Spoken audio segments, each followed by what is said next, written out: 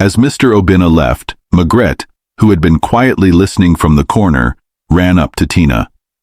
"Tina, this is amazing. You should say yes." Tina smiled and ruffled Maigret's hair. "It's a big decision, Maigret. I want to make sure it's the right one for us." "You always make the right decisions," Maigret said confidently. "You'll do great, Tina." Over the next few days, Tina thought about Mr. Obina's offer. She spoke with Auntie Ifeoma and Mama Nkechi, who both encouraged her to take the chance. "Tina, you have a gift," Auntie Ifeoma said. "Don't be afraid to share it with the world." On the third day, Tina made her decision. She met with Mr. Obina and agreed to his partnership. They signed a contract, and just like that, Tina became the head tailor for a new branch of a well-known tailoring business. With her new position, Tina's life changed. She began earning enough money to expand their tiny home, adding a proper bedroom and buying new furniture. She even enrolled Maigret in school, something Maigret had dreamed of for years. The first day of school was an emotional one for both sisters. As Tina walked Maigret to the gate, Maigret squeezed her hand tightly. "Tina, what if the other kids don't like me?" Tina knelt down and looked into Maigret's eyes. "They'll love you, Maigret. You're kind, smart, and special. Just be yourself." Maigret nodded and gave Tina a big hug. "Thank you, Tina, for everything." Tina watched Maigret walk into the schoolyard, her heart swelling with pride. She had kept her promise to give Maigret a better life. As the weeks went by, Tina balanced her new job and her responsibilities at home.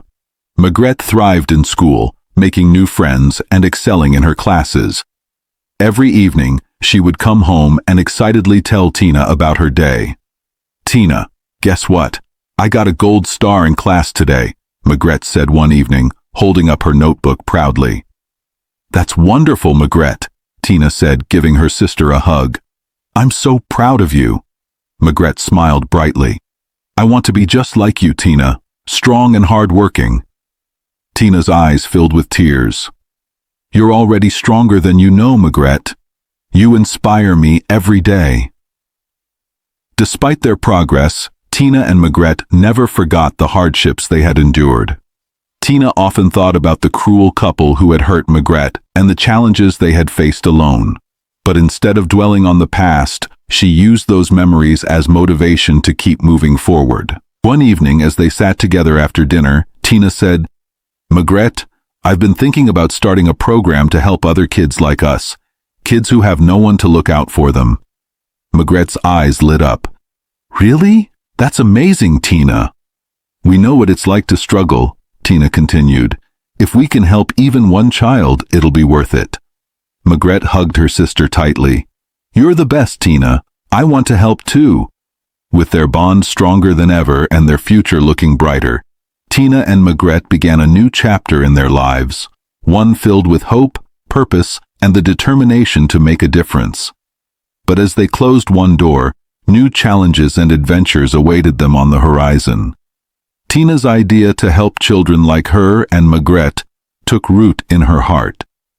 As she worked at the tailoring shop and managed her home, she began saving a small portion of her earnings to fund what she called the Kindness Project. It was her dream to create a space where orphaned and struggling children could find support and learn skills to help them thrive. One quiet evening, as Tina and Maigret sat together after dinner, Tina shared her plan. "Maigret, I want to open a small center for children who need help. We could teach them sewing, reading, and other skills," Tina said, her voice filled with hope. Maigret's eyes widened. "That sounds amazing, Tina. Can I help?" "Of course," Tina replied, smiling. "You're my inspiration. If it weren't for you, I wouldn't have come this far." Maigret hugged Tina tightly. "I want to make other kids happy too, just like you made me happy." Maigret waved shyly, holding a basket of snacks she had prepared for the children. "We're so happy you're here," she said with a big smile. The children responded with shy smiles and curious eyes. Tina began teaching them the basics of sewing, showing them how to thread a needle and make simple stitches. Maigret helped by handing out materials and encouraging the children. One little girl, Amaka, stood out to Tina. She was quiet and seemed hesitant to participate. During a break, Tina knelt beside her. "Hi, Amaka," Tina said gently. "Are you enjoying the class?" Amaka nodded slightly but didn't say anything. "Do you know," Tina said, lowering her voice, "when I was your age, I didn't know how to sew either, but someone believed in me and helped me learn. I want to do the same for you." Amaka's eyes filled with tears. "Thank you, Tina," she whispered. "I want to learn." Tina smiled and patted her shoulder. "You're going to do great, Amaka. I believe in you." As weeks turned into months, Tina's program grew. More children joined, and word of her kindness spread throughout the community. People began donating materials and supplies, and Tina's tiny project blossomed into a place of hope and learning. Magrette took on a bigger role, helping younger children with their lessons and organizing games during breaks. She loved seeing the joy on their faces, knowing she was making a difference. "Tina," Magrette said one evening as they prepared materials for the next day, "do you think Papa and Mama would be proud of us?" Tina paused, her heart swelling with emotion. "I think they'd be very proud, Magrette. We've come so far, and it's all because we've stayed strong together." Magrette smiled and hugged Tina. "I love you, Tina." "I love you too, Magrette," Tina replied, holding her sister tightly. "And I always will." One day, as Tina was teaching a group of children, a woman entered the shop. She was well dressed and carried a kind but determined expression. Tina looked up, curious. "Good afternoon," the woman said. "Are you Tina?" "Yes, I am," Tina replied, standing up. "How can I help you?" The woman extended her hand. "My name is Mrs. Ada. I represent a foundation that supports community projects like yours. I've heard wonderful things about what you're doing here, and I'd like to help." Tina's eyes widened in surprise. "Help? How?" "We'd like to provide funding for your program," Mrs. Ada said. "With our support, you can expand your space, get better equipment, and help more children." Tina felt tears welling up in her eyes. "I don't know what to say. Thank you so much." "Don't thank me yet," Mrs. Ada said with a smile. "We believe in people like you, Tina. You're changing lives, and we want to help you do even more." That night, Tina and Magrette sat together, reflecting on how far they had come. "Tina, this is just the beginning," Magrette said, her eyes shining with excitement. "You're going to help so many people." "We're going to help so many people," Tina corrected, smiling at her sister. "I couldn't have done this without you, Magrette. You're my inspiration." As they sat under the stars, Tina felt a sense of peace she hadn't felt in years. The road had been long and filled with pain, but now, she and Magrette were creating a future filled with hope, love, and kindness. And for the first time in a long time, Tina knew they were exactly where they were meant to be. The next day, Tina spoke with Auntie Ifeoma about her plan. "I want to use my sewing skills to teach children, but I don't know how to start." Auntie Ifeoma smiled warmly. "That's a wonderful idea, Tina. You can use the back room in my shop to teach sewing. I'll help you get started." Tina's heart swelled with gratitude. "Thank you so much, Auntie Ifeoma. This means everything to me." With Auntie Ifeoma's support, Tina began spreading the word about her project. She visited local schools and churches, asking if there were children who needed help. Slowly, children began to arrive, some orphaned, some from struggling families, all eager to learn. The first day of the program was filled with excitement. Tina gathered the children in the back room of Auntie Ifeoma's shop and introduced herself. "Welcome, everyone," Tina said, her voice steady but warm. "I'm Tina, and this is my sister Magrette. We're here to help you learn and grow." Magrette waved shyly, holding a basket of snacks she had prepared for the children. "We're so happy you're here," she said with a big smile. The children responded with shy smiles and curious eyes. Tina began teaching them the basics of sewing, showing them how to thread a needle and make simple stitches. Magrette helped by handing out materials and encouraging the children. One little girl, Amaka, stood out to Tina. She was quiet and seemed hesitant to participate. During a break, Tina knelt beside her. "Hi, Amaka," Tina said gently. "Are you enjoying the class?" Amaka nodded slightly but didn't say anything. "Do you know," Tina said, lowering her voice, "when I was your age, I didn't know how to sew either, but someone believed in me and helped me learn. I want to do the same for you." Amaka's eyes filled with tears. "Thank you, Tina," she whispered. "I want to learn." Tina smiled and patted her shoulder. "You're going to do great, Amaka. I believe in you." As weeks turned into months, Tina's program grew. More children joined, and word of her kindness spread throughout the community. People began donating materials and supplies, and Tina's tiny project blossomed into a place of hope and learning. Magrette took on a bigger role, helping younger children with their lessons and organizing games during breaks. She loved seeing the joy on their faces, knowing she was making a difference.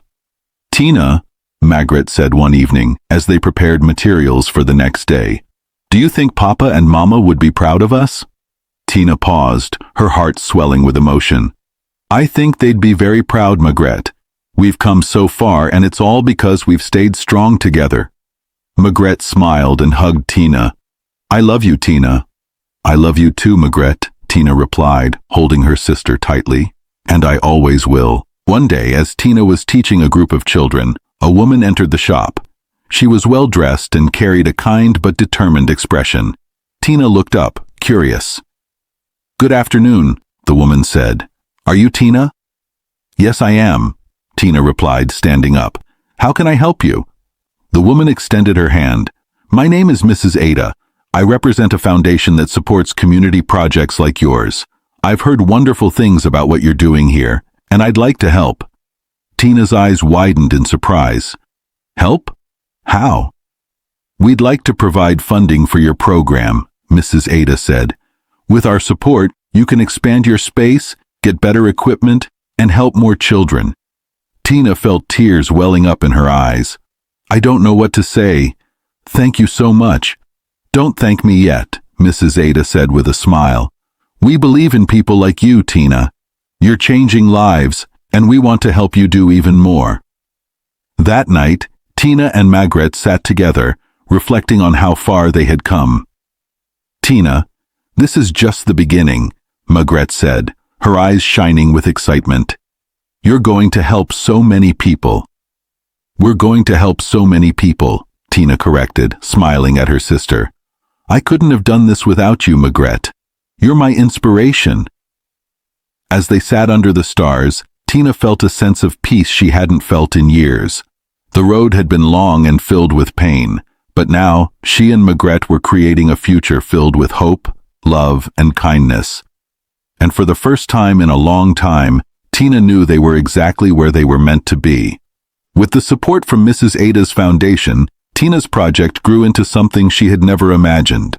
The back room of Auntie Ifeoma's shop was transformed into a proper learning center. It was painted a cheerful yellow, with shelves stocked full of sewing materials, books, and even toys for the younger children. Magrette, now a cheerful and confident young girl, became Tina's right hand. She helped organize the children, prepared snacks, and even began teaching the younger ones how to read. Seeing Magrette happy and thriving made Tina's heart swell with pride. One afternoon, as Tina was teaching a group of older children how to sew a straight hem, Mrs. Ada arrived with another surprise. She carried a bundle of papers and a broad smile. "Tina, I have wonderful news," Mrs. Ada said, calling her aside. "The foundation has decided to fully sponsor your project. You'll have your own building and all the resources you need to grow." Tina stared at her in shock. "A building? Are you serious?" Mrs. Ada laughed. "Very serious. We believe in what you're doing, Tina. You've inspired the entire community." Tina's eyes filled with tears. "I don't know how to thank you. This means everything to me, and to the children." "You've earned it, Tina," Mrs. Ada said warmly. "Now let's make your dream even bigger." The news spread quickly through the town. People came together to support Tina's project. Local carpenters and painters volunteered their time to build the new center, while families donated whatever they could: fabric, books, and even old furniture. Margaret was overjoyed when she saw the new building taking shape. "Tina, it's so big!" she exclaimed, running through the unfinished rooms. "We'll be able to help so many kids." Tina smiled, her heart full. "Yes, Margaret, this is the start of something amazing." On the day of the grand opening, the entire town gathered to celebrate. Children from the program performed songs and dances, and Tina gave a heartfelt speech. "This center is not just mine," Tina said, her voice trembling with emotion. "It belongs to everyone, to the children who dream of a better future, to the parents who work hard to provide, and to the community that came together to make this possible. Thank you for believing in us." The crowd erupted into cheers, and Tina felt a wave of gratitude wash over her. She spotted Margaret in the front row, clapping enthusiastically. Tina smiled, knowing that every struggle, every tear had led them to this moment. As the weeks went by, the center became a beacon of hope in the town. Children came not only to learn sewing but also to read, play, and dream of brighter futures. Tina and Margaret worked tirelessly to make the center a safe and joyful place for everyone. One day, as Tina was reviewing some designs in her office, Margaret walked in with a curious expression. "Tina, there's someone here to see you." "Who is it?" Tina asked, looking up. "It's a little girl," Margaret said, stepping aside to let the visitor in. A shy girl, no older than 8, entered the room clutching a torn piece of fabric. Her clothes were worn, and her eyes looked tired, but she carried a spark of hope. "Hello, my name is Neka," the girl said softly. "I heard you help kids like me. Can you teach me how to sew?" Tina's heart melted. She knelt down and took the girl's hand. "Of course, Neka, you're in the right place. Welcome to our family." Neka's face lit up with a smile, and Tina felt a familiar warmth in her heart. The same warmth she felt when she found Margaret in the marketplace. She realized that this little girl, and so many others, were a reflection of the struggles she and Margaret had overcome. That evening, as Tina and Margaret closed up the center, they sat together under the stars outside their home. "Tina," Margaret said, breaking the silence, "do you ever think about the past, about everything we went through?" Tina nodded. "I do, Margaret. It was hard, and there were times I thought we wouldn't make it, but I also know those struggles made us stronger. They brought us here." Margaret leaned her head on Tina's shoulder. "I'm glad we went through it together. You've always been my hero." Tina smiled, wrapping her arm around her sister. "And you've always been my reason to keep going." As they sat together, the light from the new center glowed in the distance, a symbol of how far they had come. For Tina and Margaret, the journey was far from over, but they faced the future with hope, strength, and the unbreakable bond of sisterhood. The new center quickly became a safe haven for children in the town. Tina dedicated herself to teaching sewing, while also running programs to help children learn to read, write, and dream of a brighter future. Margaret, now more confident and outgoing, became Tina's most trusted assistant. One afternoon, as Margaret was helping a group of younger children read, she noticed a boy sitting alone in the corner, staring at his torn shoes. He looked sad and hesitant to join the others. "Hi there," Margaret said gently, kneeling beside him. "What's your name?" The boy looked up shyly. "Chinedu," he mumbled. "Chinedu, do you want to join us? We're reading a really fun story," Margaret said with a warm smile. Chinedu shook his head. "I don't know how to read." "That's okay," Margaret said. "We can teach you. Everyone starts somewhere." Chinedu hesitated for a moment before nodding. Margaret led him to the group, and soon he was laughing and reading along with the others. When Tina saw this, her heart swelled with pride. Margaret's kindness and courage reminded her of how far they had come and how much they had grown. Later that evening, as they were closing up the center, Margaret shared her thoughts with Tina. "Tina, I love helping the kids here. It feels like we're giving them something we didn't have when we were struggling." Tina smiled and pulled Margaret into a hug. That's exactly why we do this, Maigret. We're turning our pain into hope for others. The next day, as Tina was teaching a sewing class, a familiar face appeared at the door. It was Auntie Ifeoma, her eyes sparkling with excitement. "Tina, I have some news," Auntie Ifeoma said, stepping into the room. "The foundation wants to sponsor a scholarship program for the children here. They believe in what you're doing, and they want to help the kids go to school." Tina's jaw dropped. "A scholarship program? That's incredible." Auntie Ifeoma nodded. "They've already approved it. All you need to do is select the first group of children who will benefit." Tina was overwhelmed with gratitude. "Thank you, Auntie Ifeoma. This is going to change so many lives." That evening, Tina and Maigret sat together, going through the list of children who attended the center. They carefully chose the ones who would benefit most from the scholarship program. Among them was Chinedu, the shy boy Maigret had helped earlier. "Tina, I think Chinedu should be one of the first," Maigret said. "He's so eager to learn." Tina nodded. "I agree. This program is going to open so many doors for him and the others." The scholarship program became a turning point for the center.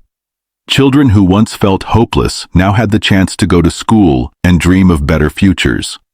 Tina and Maigret worked tirelessly to ensure the program's success, organizing fundraisers and workshops to support the children. One afternoon, as Tina was sewing a dress for a client, Maigret came running into the room. "Tina, guess what?" she exclaimed out of breath. "What is it, Maigret?" Tina asked, setting down her needle. "Chinedu got his first report card and he scored the highest in his class," Maigret said, beaming with pride. Tina's face lit up. "That's amazing. We should celebrate." That evening, Tina and Maigret gathered the children for a small celebration. They shared snacks and sang songs, their laughter echoing through the center. As Tina looked around, she felt a deep sense of fulfillment. This was what she had dreamed of, a place where children could feel loved, supported, and hopeful. As the years passed, the center grew into a well-known institution, helping hundreds of children achieve their dreams. Tina and Maigret became pillars of the community, their story inspiring others to overcome challenges and give back. One evening, as the sun set over the town, Tina and Maigret sat together on the porch of their now expanded home. "Tina," Maigret said softly, "do you ever think about how far we've come?" "All the time," Tina replied, her voice filled with emotion. "I think about Papa and Mama and everything we went through. I think they'd be proud of us, Maigret." Maigret smiled, her eyes shining. "I think so too. And I'm proud of you, Tina.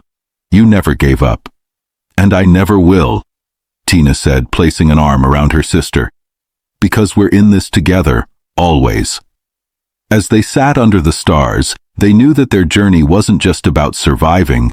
It was about creating a legacy of love, hope, and kindness that would live on for generations. Years had passed, and the little center Tina had started with Maigret had grown into a beacon of hope for their community. The sewing classes had expanded into programs teaching other skills like baking, carpentry, and even computer literacy. Children who once had no future were now thriving, with many pursuing careers and dreams they had once thought impossible. Tina and Maigret's bond remained unshakable. Together they had turned their pain into purpose, creating a safe haven for children who needed love and guidance. One sunny afternoon, the center held a special celebration to mark its 10th anniversary. The once humble building had transformed into a beautiful facility with classrooms, a library, and a large hall. People from all over the community, including past and present students, gathered to celebrate the occasion. Tina stood on the stage, looking out at the crowd. Her heart swelled with emotion as she spotted familiar faces, children who had once struggled now standing tall as teachers, doctors, and entrepreneurs. "Good afternoon, everyone," Tina began, her voice steady but filled with emotion. "Today is not just about celebrating the center, it's about celebrating all of you. Each child who walked through these doors, each parent who believed in us, and each person who supported us along the way. You are the reason this dream became a reality." The crowd erupted into applause, and Tina spotted Maigret beaming at her from the front row. Beside Maigret sat Auntie Ifeoma and Mama Nkechi, their faces glowing with pride. Tina continued, "This journey hasn't been easy. Maigret and I started with nothing but hope and determination. We faced challenges that seemed impossible to overcome. But together, with love and support, we turned our pain into something beautiful." Tina paused, her eyes scanning the audience. "I dedicate this center to my parents, Oliver and Mama, who taught us the value of love and kindness. And to every child who walks through these doors, remember, no matter how hard life gets, you can rise above it. You are capable of greatness." As the crowd cheered, Maigret joined Tina on stage, holding a bouquet of flowers. She handed them to her sister, tears in her eyes. "Tina, you're my hero," Maigret said into the microphone, her voice trembling. "You never gave up on me, and you never gave up on this dream. I love you." Tina hugged her tightly. "I love you too, Maigret, always." The celebration continued late into the evening, filled with music, laughter, and stories of triumph. Children danced in the courtyard, their joy a testament to the impact of Tina and Maigret's hard work. Former students shared their success stories, thanking the sisters for giving them hope when they had none. One young man approached Tina as the celebration wound down. "Auntie Tina," he said shyly, using the affectionate title the children gave her, "I just got accepted into university to study engineering. I wouldn't be here without you." Tina's eyes filled with tears. "You did the work, Chinedu. I'm so proud of you." Later that night, as Tina and Maigret walked home, they reflected on the day. The stars were bright above them, and the cool breeze carried the sounds of laughter from the celebration. "Tina," Maigret said softly, "did you ever imagine we'd come this far?" Tina smiled, her heart full. "I dreamed about it, but seeing it happen is something else. We've been blessed, Maigret, and it all started with us sticking together." Maigret nodded, a tear slipping down her cheek. "Thank you for never giving up on me, Tina. You're the best sister anyone could ever have." Tina pulled Maigret into a hug. "And you're the best sister I could ever ask for. Everything I've done, I did for us." As they reached their home, Tina paused and looked back at the center, its lights glowing warmly in the distance. "Maigret, this is just the beginning," Tina said.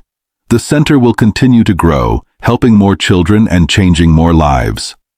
Our story isn't just ours anymore, it belongs to everyone who believes in hope." Maigret smiled. "And it all started with us. Together." Tina nodded, her heart filled with peace. As they walked inside, Tina felt an overwhelming sense of gratitude. Their journey had been long and difficult, but it had led them to this moment, a life filled with purpose, love, and hope. And though their story had reached its final chapter, their legacy would live on in every child who walked through the doors of the center, proving that even in the face of hardship, love, and determination could create something truly beautiful. Lesson from the story. The story of Tina and Maigret teaches us that no matter how difficult life gets, love, resilience, and determination can help us overcome even the greatest challenges. It shows that holding on to hope and supporting one another can turn pain into purpose. Through Tina's courage and selflessness, we learn the importance of kindness, not just to our loved ones, but also to others in need. The story reminds us that even small acts of generosity can create ripples of positive change, inspiring others to rise above their struggles. Ultimately, this story is a powerful lesson about the strength of family, the power of dreams, and the impact of never giving up, no matter how impossible the odds may seem. Thank you for watching this story on AfroTales TV. If you enjoyed it, please give it a thumbs up, leave us a comment, and share with friends and family. We have more beautiful stories coming your way, so subscribe and stay tuned. See you in the next one.